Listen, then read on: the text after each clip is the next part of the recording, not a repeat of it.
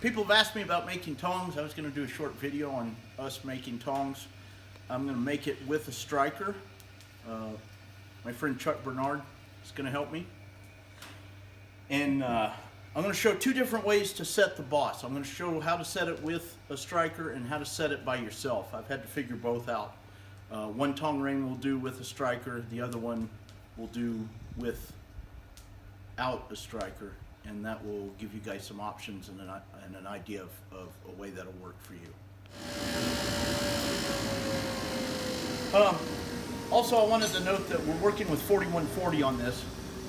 It's a little bit harder material. It makes a really good set of tongs, but you can't water quench these. So when they're built, you just got to keep in mind, if you refit them or something like that, they get to an orange heat. You've got to let them air cool.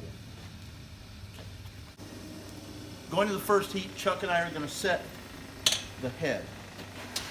And I'm going to quench the handle just a little bit into the black heat. I can do that.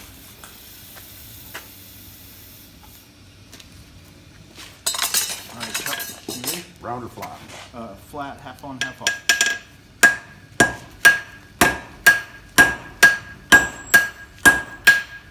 Hold on. All right.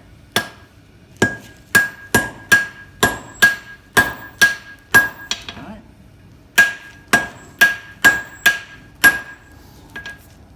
Okay, that's step one. Next step, we're going to go right here and start setting the boss.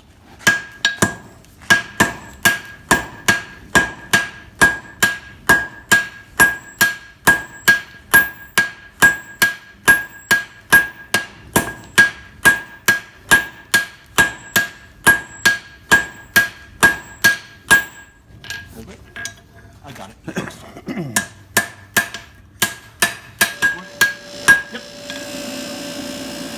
Okay. Right, step back in. He's filming. Okay. Sometimes when you need to beef the head up, you can get your post vise and drive the material right back there. What we're doing is cleaning up the front of the boss. First one I'm going to show you is how to bake the boss by yourself. So I'm going to set it up and show you and talk you through how I set it up when I don't have any friends because I have poor social skills.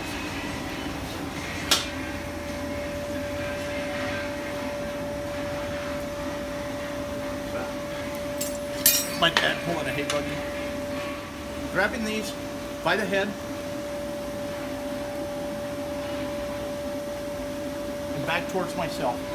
I'm going to set the back of the boss just like this and with a shearing blow.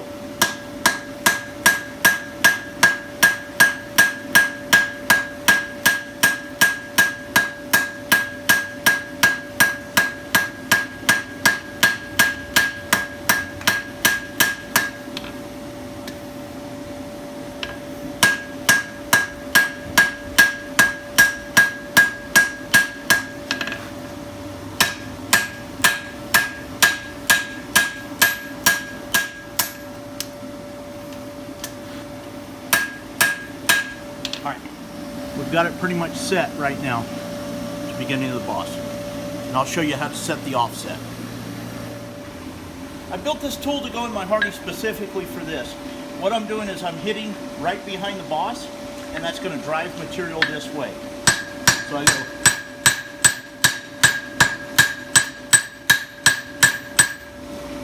And that's setting our offset right there. We get this nice back offset.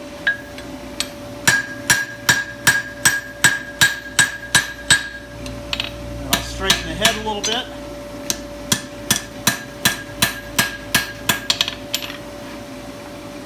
Then we have this curve started. That'll be the offset for our tongs. The thing you got to keep in mind is that the hole on these tongs is crucial because it is going to define how much gap you have between the jaws. So this is a 3/8 punch. If I put the punch right where it's touching the inside of the jaw, we'll have a pair of 3/8 tongs. In this case, I'm going for a 5/16 tong, so I'm going to move the hole back to right about there. Give me a bump, Chuck.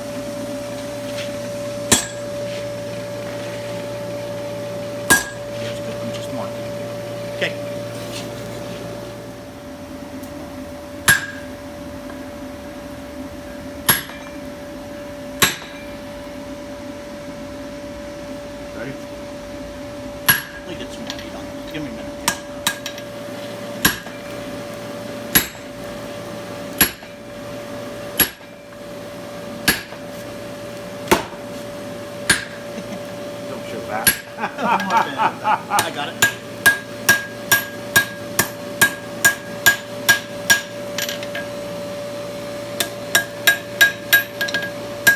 It's another way with a striker to get that offset. We've got our offset right there.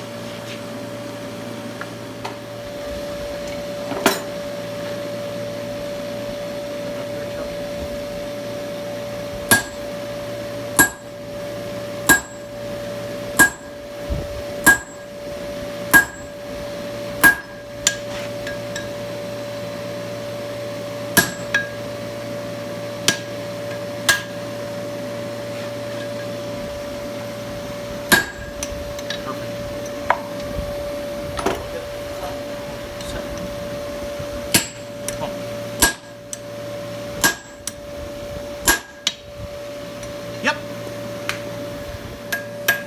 Number one was this way. Second step was right there. Third step was setting your offset of the boss. And the fourth step was right here, setting the offset for the handle so that the handles line up nicely.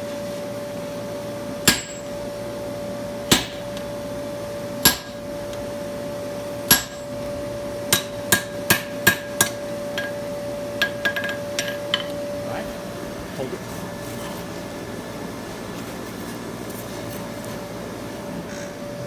At this point, we're getting ready to rivet. We've offset the handles so they come in line, and you want to go 50% of the distance of the boss. Now the other thing here, one side of the rivet needs to lock.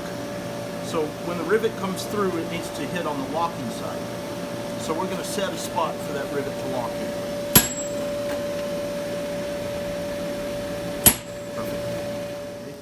Now we're going to rivet. Turn this over, we got the rivet hot. It's going into the locking side. Alright, everybody worries at this point about whether it's going to come undone because it's going to be nice and tight right now. Don't worry about that. Just brush on it, give it a minute, be patient.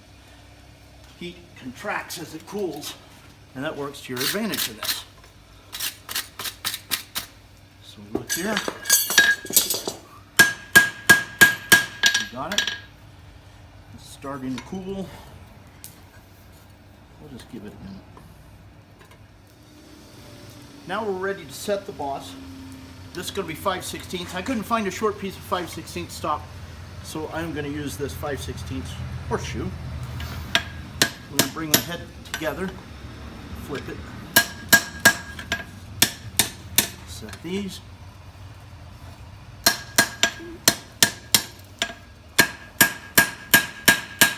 Get it nice and set.